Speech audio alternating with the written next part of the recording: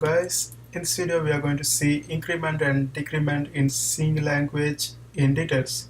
Now let's look at some example. For example, let's say you have integer x is equal to 10 semicolon. After that you want to print this one. So print f, and then we say x value is, and to print the integer we have to type percentage %d, right? And then quote mark finish comma x bracket close and then semicolon, right? Now when we execute we should see 10 appear on the screen,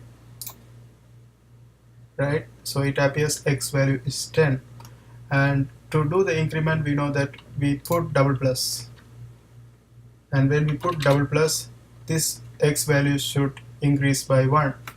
Now let's see what we get.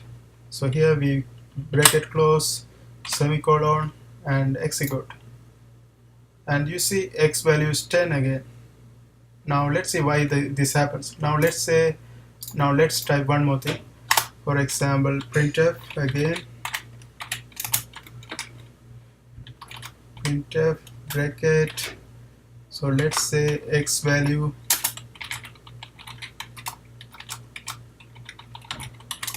again is percentage %d quote mark finish comma x and semicolon. Now let's see what we get. So here you see we get 10 in the first one and 11. Okay, let's create a new line to make this one a bit more clear. So new line, we put \n, right? \n, then quad marks finished x comma x plus plus bracket close semicolon and then execute. So you see x value is 10 in the first one, but we did the increment in the first one, but x value is 10. But when we type it again, it appears 11. The reason it happens is because, so when we do the printing, it printed x first, and then after it printed, it does the increment. So that's why when we print this one again, we get 11, right? Now let's see for decrement, it's going to happen the same way. Like we are going to get 10 in the first one and then 9 in the second one.